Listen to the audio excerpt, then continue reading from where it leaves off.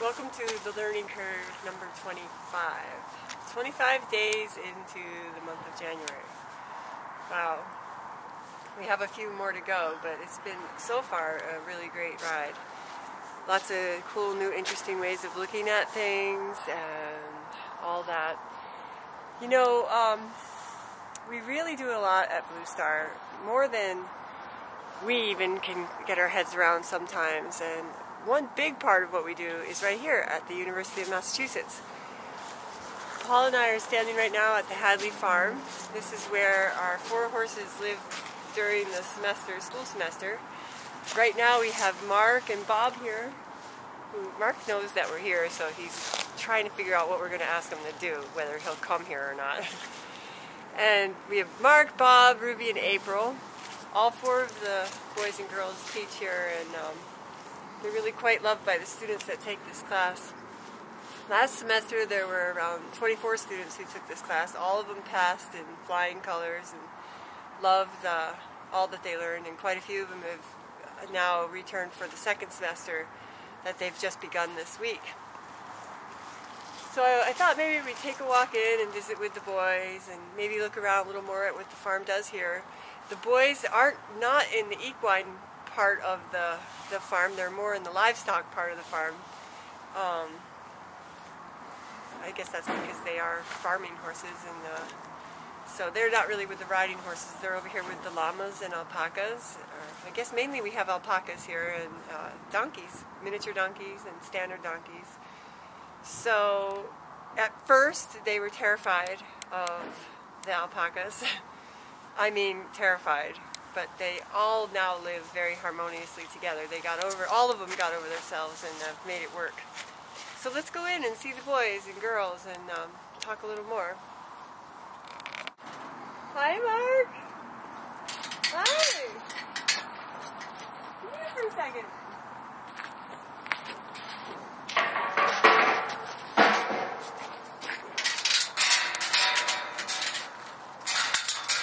Hey, you handsome boy. Hey, you big handsome boy. Hey, Bob. Bob. Hey, Bob.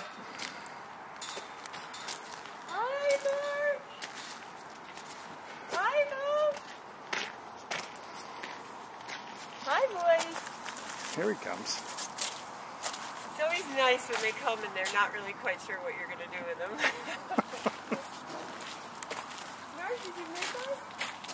I just want to point out to everybody looking at Mark right now just how amazing he looks, which is why he's ended up back at the university. We had him here for a while and he didn't do so great, mainly because his partner Tom wasn't doing good. But we got him home, and a couple months ago we got him on some acupuncture treatments and some mushroom supplement treatments for his low kidney energy. And those are Chinese herb mixture? Chinese treatments, yeah, Chinese herbs and Chinese acupuncture. And as you can see, there's nothing wrong with his breathing anymore, and his coat has done a complete transformation. It's really quite amazing to see what's happened to Mark. He's got more energy than I've ever known him to have, and he's very alert and bright and grounded, which is, you know, he's always, because of his bad breathing, he was always a little bit anxious and, you know, not fully confident. But these days, he's looking like the king that he really is. And here's some of his buddies here next door. Oh yes, here we have some of our mini friends. The mini donkeys in the city. These donkeys are all part of the program. All these animals on this farm are very well loved and cared for by students mainly, overseen by Dr. Purdy, who's also with Blue Star. And this is their run-in too, right? So this is the boys' run-in right here, yep, and girls. And then they have this big field all to themselves. And, you know, they have lots of turnout here. It's nice, especially in the spring and summer. Lots of lush grass. The soil's not too wrecked. I see. hi, buddy. I see. Hi, my friend. Mark and the Mark. How you doing there, Marcus?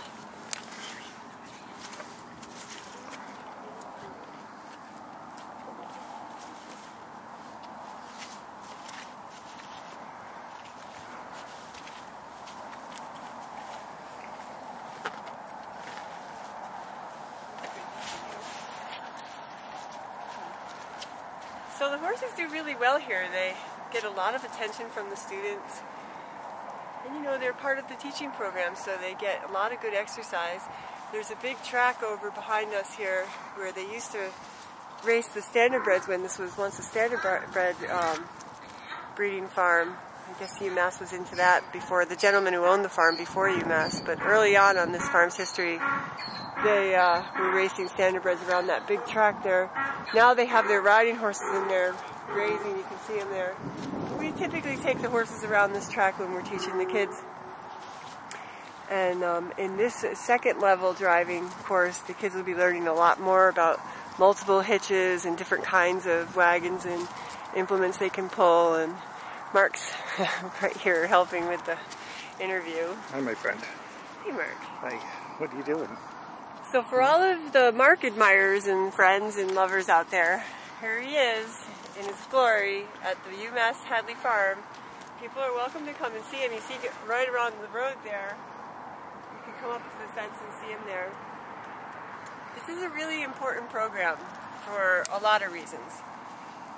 It's important because that it's at UMass for one really important reason. Is this is considered the oldest, well, Stockbridge is considered the oldest agricultural school in the country. And it would be just fitting that they would have a sustainable animal-powered farming program. We don't necessarily teach the students anything to do with farming, but we do teach them to drive the horses and attach different implements so that they can decide later how they'll choose to drive their horses. So there are students in the class that are also interested in driving horses commercially and not just, you know, agriculturally. But we have a big love of farming sustainably, and so we really try to promote that. And with our affiliation with DAPnet, we do our very best to make sure that these students are very well aware of all the really experienced teamsters that we have in this New England area. In fact, we have one of the biggest organizations going on in the country right now in the DAPnet group. Over 1,000 members of people growing food with animal power, whether it be with their horses or their oxen or mules. So it's an exciting program here. It's good for the community because, again, it's giving the opportunity to show that these horses have far more value than the weight of their meat, and that they have far more that they can contribute to the community than just being maybe sometimes just private pets. There's a lot that they can do. We have a big homeless horse crisis going on in this country, and we really could use a lot of these horses' help right now in our communities to do all kinds of jobs that at one time they did all the jobs. So it's not so unseemly to consider that they might be able to have some of their jobs back in the name of sustainability and alternative energy power. So Bob, the white percheron, Ruby just looked at us, and April's eating with her head down with her butt to us. Ruby and April were... And Mark's trying to pick my pocket. Mark is, yeah. Sliming me. Ruby and April came to us a few months ago from a family. They're animal-powered farmers living up in Brattleboro, Paul? No, actually just north of Orange and Athol. Oh, okay. Yeah. Near the farm school. So these, by Mount Grace, they yeah. taught up near the farm school. Grew food. So those girls are experienced farming horses. Mark is a former hitch horse, so really he's just a big show-off. He's learning how to work, though, and he's taking it more seriously as he goes along. He's been famous lately for pulling very expensive historical vehicles, so we're very proud of how much he's learned and how good he is, and to be trusted with such great artifacts. Bob is our boy that we found living with a family who thought he'd be a good riding horse. They had no idea what they had on their hands was a very sophisticated, educated logging horse.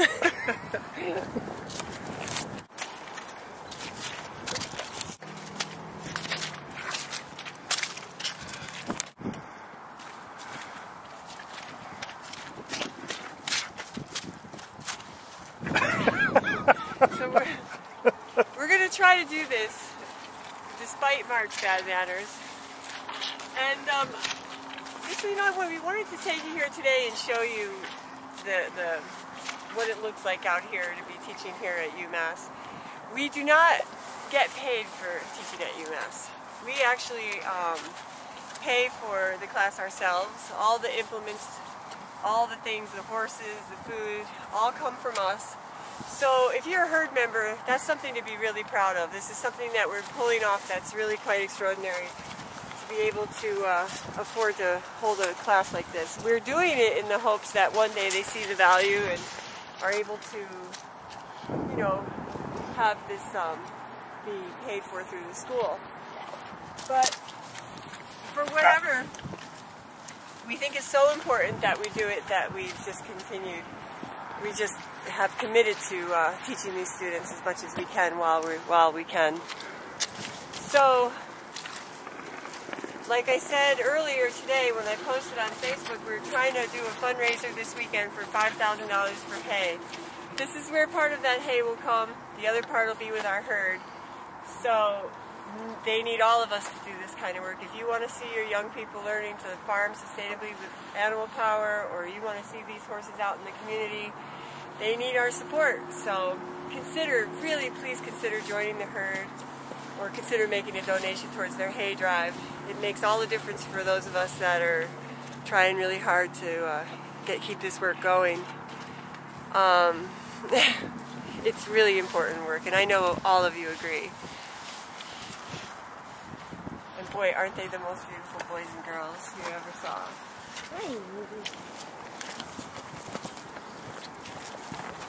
Mark, you have the very best breath.